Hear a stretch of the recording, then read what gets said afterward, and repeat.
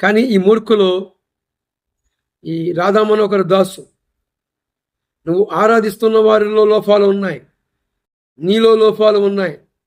ఏ లోపం లేనివాడు పరిశుద్ధుడు, పవిత్రుడు, మనుషులందరి కోసమును, కనపడని లోకములో ఉన్న వారి కోసమును ప్రాణం పెట్టినవాడు, ప్రాణేశ్వరుడు, ప్రాణనాథుడు, నిన్ను తల్లి గర్భమందు ముదిరిచ్చినవాడు.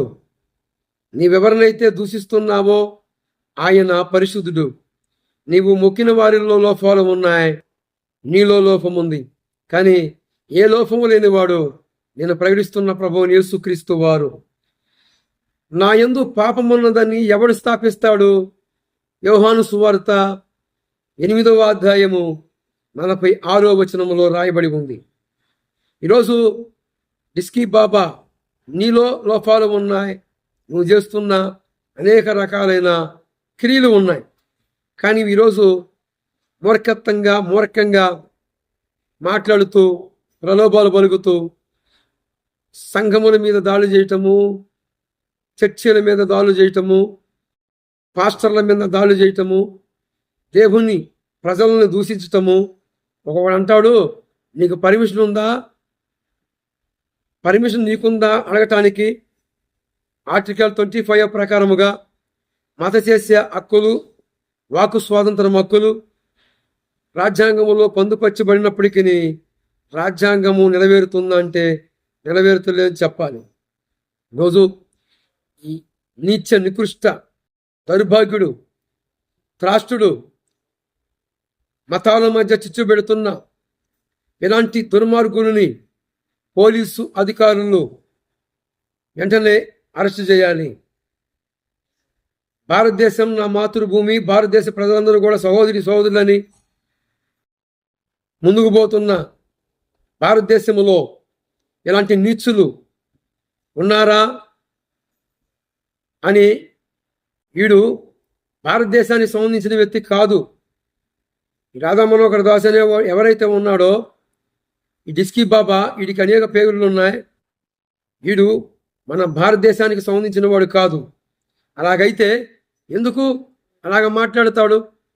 నిజముగా మన భారతదేశంలో ఉన్న ప్రజలు ఏ మతాన్ని దూషించకూడదు అనే మాటకి కట్టుబడే ఉన్నారు. కానీ ఇలాంటి మూర్ఖులు, త్రాష్టులు, దౌర్భాగ్యులు, నీచ, నికృష్ట వ్యక్తులు మన ప్రజల్లో చేరి మతాల మధ్య చిచ్చు పెడుతూ ఉన్నారు. ఇలాంటి వారిని అరికట్టాలి. ఏమంటే సనాతన ధర్మం ఏమి ఇచ్చింది? నా సనాతన ధర్మం అని ఎరవిగుతున్నావు. మెడలో ముంతగట్టి, వెనకాల తాటాకు గట్టి నీ సనాతన ధర్మం ఇచ్చింది. సార్ చూడండి, సనాతన ధర్మం, ఈ సనాతన ధర్మం ఇచ్చిందేందో చూసారా? తెగ విరవిగుతున్నావుగా నా ధర్మం అని. మెడలో ముంత వేసి వెనకాల తాటాకు గట్టి ఇచ్చింది నీ సనాతన ధర్మం. ఎంత మూర్ఖంగా, ఎంత మూర్ఖత్వంగా ఈరోజు ప్రలోభాలు పలుకుతూ, దూషిస్తూ, ఎంత దుర్మార్గంగా మాట్లాడుతూ ఉన్నారు. ఒక సహోదరి ఈ రాధా మనోహర్ దాసుని తిట్టింది. మతాల మధ్య ఎందుకురా శిక్ష పెడుతున్నావు అని మాట్లాడితే ఆ సహోదరికి ఫోన్లు చేసి నోటుకొచ్చినట్లుగా, అరే నువ్వు అసలు స్వచ్ఛమైన ఒకరి పుట్టినోడు అయితే ఆడమనిషిని అలాగ మాట్లాడవు. సేవ ఉంటే, దమ్ముంటే మగవాళ్ళతో తలపడాలి. ఒక స్త్రీతో ఏం మాట్లాడుతున్నావు? వీడి మీద పోక్సో యాక్ట్ వేయాలి. వీడి నోరుతో ఏం మాట్లాడితే ఆ స్త్రీని మాట్లాడుతూ ఉన్నాడో వీడి మీద ఎన్ని సెక్షన్లు ఉన్నాయో అన్ని సెక్షన్లో పోలీసు అధికారులు వీడి మీద నమోదు చేయాలి.